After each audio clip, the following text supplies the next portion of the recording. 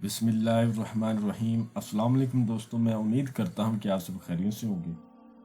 بہت سارے میرے بھائی نورانی پری کا شوق رکھتے ہیں اور بہت ساری میری بہنیں نورانی پری کو تذکیر کرنے کا شوق رکھتی، لیکن ہر کسی کی یہ خواہش پوری نہیں ہوتی۔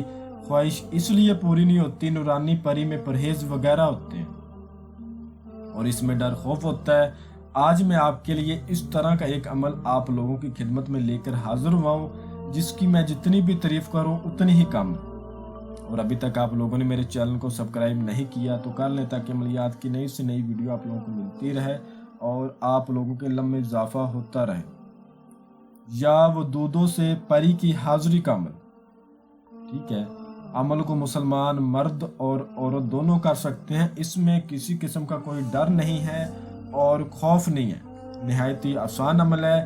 اس میں پرہیز جو ہے وہ یہ ہے، آپ نے ہر طرح کا کوئی گوشت نہیں کھانا، ٹھیک ہے۔ ایک دن جس دن آپ نے عمل کو کرنا ہے اور آپ نے ابلا ہوا انڈا نہیں کھانا، اس کے بعد کچا دودھ نہیں پینا اور آپ نے کچی سبزیاں نہیں کھانی، یہ چیزیں احتیاط کرنی۔ آپ نے تب جا کے عمل میں کامیابی ہوگی، ورنہ عمل میں کامیابی نہیں ہوگی۔ میں آپ کو پہلے بتا رہا ہوں، عمل آپ کسی بھی دن کر سکتے ہیں۔ بعد نماز عشاء آپ نے عمل کرنا ہے۔ جس دن آپ نے عمل کرنا ہے اس دن عمل کو کرنے سے پہلے دن کو آپ نے روم کو اچھی طرح صاف کرنا ہے۔ اس کے بعد آپ نے اس روم میں خوشبودار اگربتیاں لگا دینی ہیں، اور جس دن عمل کو کرنا ہے آپ نے کوشش کرنی ہے پورا دن آپ سے کوئی گناہ نہ ہو۔ درود پاک کو کثرت سے سارا دن پڑھیں۔ بعد نماز عشاء آپ نے عمل کرنا ہے۔ جس جگہ پر آپ نے عشاء کی نماز پڑھنی ہے اسی جگہ پر آپ نے عمل کرنا ہے۔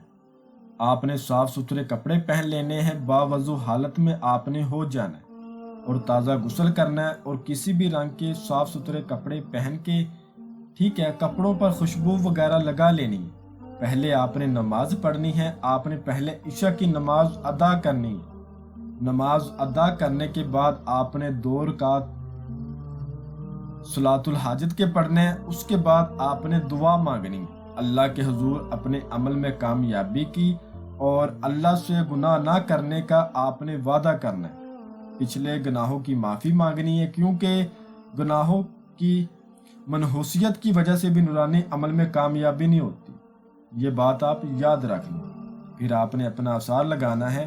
اثار لگانے کا طریقہ کار یہ ہے، اول آخر 11 بار درود ابراہیم پڑھنا ہے، اور بیچ میں آپ نے 11 بار آیت الکرسی اور 21 بار سورۃ فاتحہ، اور چاروں کلوں کو 3 مرتبہ پڑھ کے نیو چاقو پہ، چھری پہ یا چاک پر دم کر کے گول دائرے کی صورت میں آپ نے اثار لگا لینا ہے۔ اس کے بعد آپ نے قبلہ شریف کی طرف منہ کرنا ہے اور اول آخر 31 بار درود ابراہیم پڑھنا ہے، اور بیچ میں یا ودودو کو آپ نے 5100 بار پڑھنا ہے۔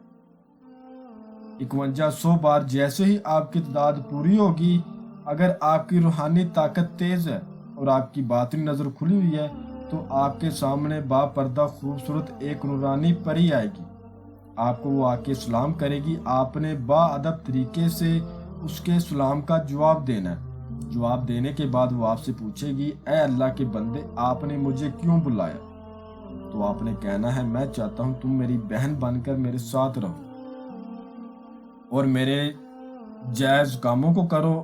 آپ نے اس سے جو قسم لینی ہے اس کا طریقہ کار یہ ہے، قسم کھاؤ حضرت سلیمان بن داؤد علیہ السلام کی، جب بھی بلاؤں گا آؤ گی، جدھر بھیجوں گا جاؤ گی، اور جو کہوں گا وہ کرو گی۔